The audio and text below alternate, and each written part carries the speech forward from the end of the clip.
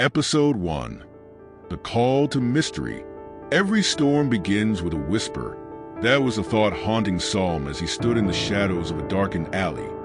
The Lagos night swirling with the cacophony of distant honking horns and the faint buzz of street vendors. Special Agent Psalm, codenamed 777, was no stranger to danger. But tonight felt different. The air was pregnant with an eerie stillness, like the city itself was holding its breath. He tightened his grip on his compact Bible, the weight of both the word and his mission heavy in his hands. The voice of Oyen, his handler, crackled through the concealed earpiece. Psalm, the target is inside. Remember, this isn't just a case of missing persons. They say the house is cursed, but we know better. There's something sinister behind this. Keep your eyes open and your faith sharper. Psalm's destination loomed before him, a decrepit mansion in Surleer, infamous for the recent disappearance of 3 young women.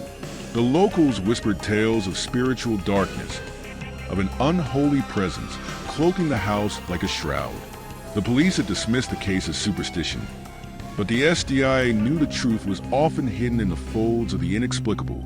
He entered the mansion cautiously, the door creaking as if reluctant to reveal its secrets. Inside, the air was thick with mildew and something more insidious, a sense of palpable evil.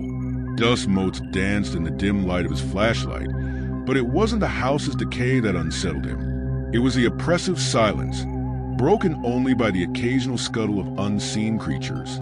Psalm, focus, Oyen reminded him. You face worse. Whatever's in there has to bow to the light. He whispered a quiet prayer under his breath, his voice steady despite the unease gnawing at his heart. The first clue was immediate. A series of cryptic symbols etched into the walls, glowing faintly under his UV light. They weren't ordinary markings, but arcane inscriptions designed to ensnare the soul. Psalm scanned them, mentally translating the symbols. Binding, deception, sacrifice, he murmured, his voice trailing off. Suddenly, a low growl echoed from the shadows. Psalm spun around, his hand instinctively reaching for his concealed weapon. From the darkness emerged a man, no, a beast cloaked in a man's body. His eyes glowed with unnatural light, and his movements were jagged, like a puppet on frayed strings. Agent 777, the man hissed, his voice dripping with malice. You should have stayed away. This is no place for the righteous. The righteous are as bold as a lion, Psalm replied, his voice steady. And your time is up. The fight was swift and brutal. The man lunged with inhuman speed, claws slashing through the air.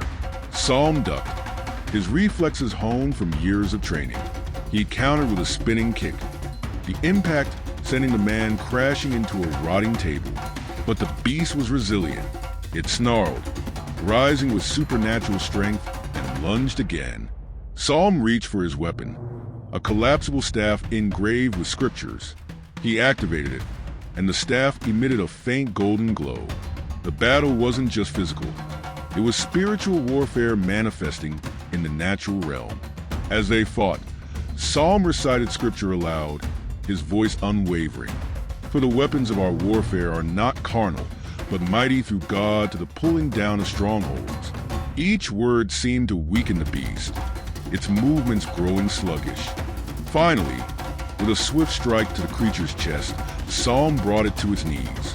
The beast let out a guttural scream before collapsing, its body convulsing as a dark mist escaped its mouth and dissipated into the air. Oyen, Psalm said, catching his breath. The house is a spiritual trap. They're using dark rituals to bind their victims. He ventured deeper into the mansion, guided by a faint sound, a muffled cry. Following the noise, he found a hidden chamber beneath the floorboards. Inside, the missing women were bound and unconscious, their faces pale but alive. Psalm worked quickly to free them, his heart heavy with the knowledge of what they had endured. The symbols on the walls began to glow brighter, pulsing with a malevolent energy. The house itself was resisting their escape. Psalm, you need to get out of there now. Oyen's voice was urgent, That place won't hold much longer. He carried the women out one by one, their weight a reminder of the lives at stake. As he exited the mansion with the last victim, the house began to collapse in on itself, as if the darkness within could no longer sustain its own existence. Outside, the night air was a balm to his soul. The women were safe, and the mansion was reduced to rubble. But Psalm knew this was only the beginning. The forces he faced were not just ancient. They were organized, intentional, and growing bolder. Back at the SDIA headquarters, Psalm debriefed with Oyen and Francis, his superior.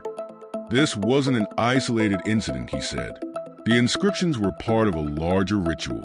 Someone is orchestrating these events, and they're only getting started. As Psalm returned home that night, the weight of his calling pressed on him. He slipped into the house quietly, watching his wife and children asleep. He longed for normalcy, but knew it was a luxury he couldn't afford. "The storm is coming," he whispered to himself, "and I must be ready."